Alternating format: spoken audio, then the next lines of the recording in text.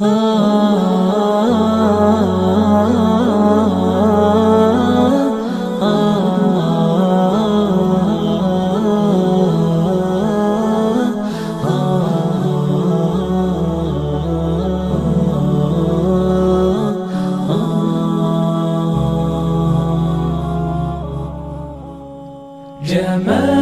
الوجود بذكر الإله، وتصفو الحياة بنور هدى.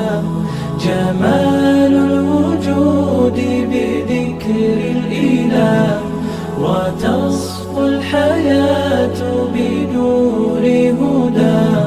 وتطلب نفس له طاعة، ويبلغ سعد إلى منتهى. فؤاد شغوف إلى ربه، أحب رضاه أحب لقاه.